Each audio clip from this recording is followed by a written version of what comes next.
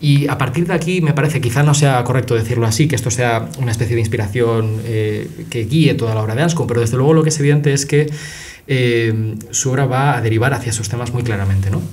Y quizás, si te parece, entrando más en ya lo que es el pensamiento de Anscombe y las coordenadas en las que se sitúa, sobre todo, podemos hablar de la década de los 50, que es cuando ella empieza a producir sus obras más originales, ¿no? Produce el libro Intention, que es el que yo creo que se va a constituir como una de las grandes contribuciones que tiene ella, ¿no? Pero sobre todo el contexto en el cual se desarrollan estas obras, que es el contexto de esa filosofía moral británica de los años 50, que está muy ligado a un acontecimiento también muy particular, que es este asunto de el doctorado honoris causa al presidente Harry Truman, ¿no? en la Universidad de Oxford, que esto ocurre en el año 56, una cosa así, puede ser.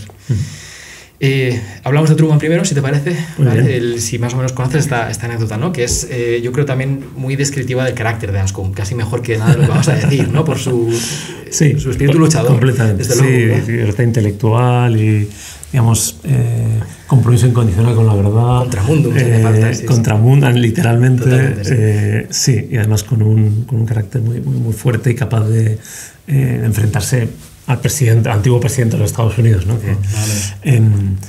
Entonces, efectivamente, ya una vez terminada la Segunda Guerra Mundial, pasados los años, la Universidad de Oxford decide otorgar un doctorado honoris causa a Truman. Y bueno, pues la noticia se difunde o llega a la propuesta, a los profesores, y cuando Anscombe la recibe, pues se sorprende, porque dice, a ver, Truman terminó la Segunda Guerra Mundial lanzando 2 bombas atómicas sobre población civil en 2 ciudades con decenas de miles de muertos. Y lo que luego formulará en uno de los textos que escribió a propósito de este affair, se puede llamar, ¿no? Affair Truman, se puede llamar, es que Truman no merecía honores, sino una condena. Y pues lo empieza a decir así a sus colegas, pero ve que no, que el resto de profesores con los que tenía relación, pues les parecía muy bien. Bueno, Truman ha conseguido terminar una guerra mundial, ha conseguido la paz, etcétera, ¿no? Lo que todos conocemos. Y entonces Anscombe fuerza una votación del claustro, de la convocation, y esperando, bueno, pues que hubiera gente que se opusiera. Y de modo muy llamativo, en esa votación, que había una locura de número, en fin, 200 profesores probablemente, de algo de ese orden, solo hubo 3 personas que votaron en contra de darle doctorado honoris causa a Truman, que fueron la propia Anscombe, Philippa Foot, su amiga, y el marido de Philippa Foot, ¿no? Por la cuenta que le traía. Sí, bastante y entonces, claro, pues ya está, se decidió concederle el doctorado honoris causa, se puso una fecha, que era un tiempo después, pero Anscombe no se quedó quieta, es más, le inquietó mucho, diciendo, claro, si esto es lo que piensan mis colegas de la universidad, incluidos los colegas de filosofía, vino a decir, aquí tenemos un problema, o ya vio que había un problema de tipo ético, en este caso, grave, ¿no? Es decir, si no se percibe la maldad intrínseca, dirá ella, ¿no?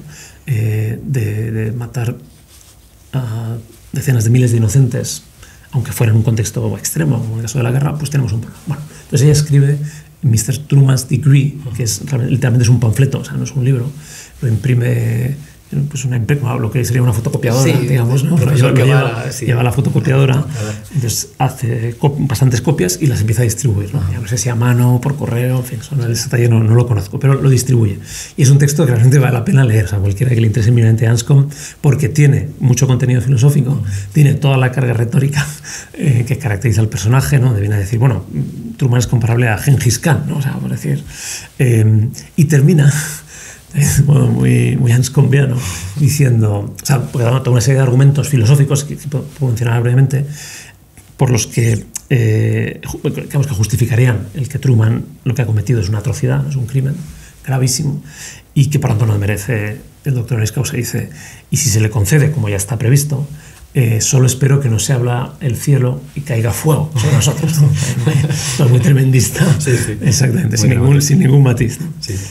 Y decía simplemente, bueno, que el argumento filosófico que hay en ese texto, aunque sea de modo muy todavía breve y en nuche, es lo que luego dará lugar a la crítica al consecuencialismo. O sea, que viene a decir, o sea, que no porque las consecuencias de la acción de Truman fueran buenas, que lo fueron, incluso, si se quiere, la intención última con la que lo hizo, en principio no hay de dudar que fuera buena, más allá de las cuestiones políticas, o sea, acabar con la guerra y con un régimen también criminal en este caso, no porque ese fin o esas consecuencias fueran buenas, la acción está justificada. Eso es. Quizá dejando un poco de lado la retórica incendiaria, ¿no? Y los adjetivos y las descalificaciones que a veces, de hecho era muy típico de Anscombe, parece ser, pero de todos los profesores de Oxford, yo creo, porque era esa época de un estilo muy combativo, ¿no? Pero bueno, si vamos al meollo filosófico, ¿no? A las ideas fundamentales.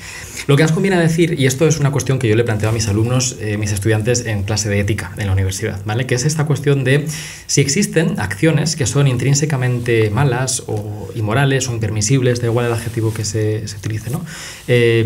Acciones cuestionables, denunciables, intrínsecamente, por sí mismas, independientemente de las consecuencias que tienen o del contexto que tienen, ¿vale? O sea, como pregunta, ¿no? Esa es la cuestión, donde lo que Anscombe viene a decir, ¿vale? El fundamento filosófico de lo que dice Anscombe es que hay ciertos tipos de acciones que sí que son intrínsecamente malas independientemente de las consecuencias que obtengan, y uno de esos ejemplos de acción intrínsecamente mala es esta idea de matar al inocente como fin en sí mismo, ¿vale? Como, o sea, pretender, eso es, elegir como fin propio el matar al inocente. Y habría que aclarar de manera muy breve, ¿no? Quizá en el contexto en el que estamos hablando sobre la Segunda Guerra Mundial, que tiene que ver, si no recuerdo mal, por lo que ella dice en el panfleto, que parte del problema surge de que había opciones de aceptar la rendición de Japón, ¿no? En esta última fase de la guerra, pero Estados Unidos exigía una rendición incondicional en sus propios términos, y que eso terminaba forzando situaciones, dilemas éticos, ¿no? Como precisamente, bueno, dilemas éticos es una forma un poco liviana de ponerlo, pero esa decisión de bombardear Nagasaki y Hiroshima, ¿no?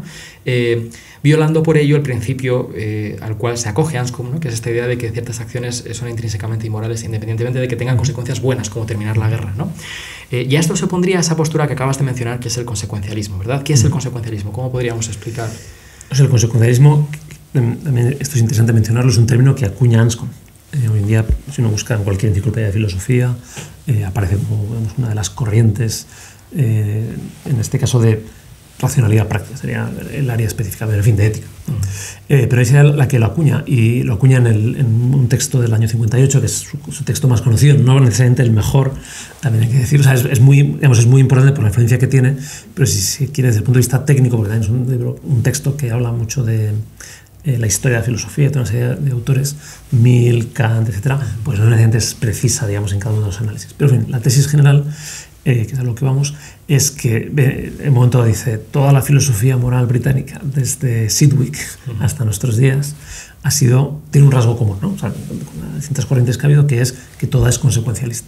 O sea, que toda ella, cuando se pregunta acerca de qué justifica una acción o cuál es el criterio para tomar una decisión, la respuesta que da es la misma, que es aquella acción que tenga las mejores consecuencias. Y mejores consecuencias en el sentido, podemos llamarlo así, también dando un pequeño salto utilitarista, o sea, el mayor bienestar del mundo, ¿no? Y evitar el mayor sufrimiento también en términos materiales, ¿no? Como en este caso, pues las muertes que se iban a producir si la guerra no terminaba de esa manera rápida, digamos, con las bombas atómicas, sino que hubiera habido que hacer una invasión del territorio japonés. Esa es la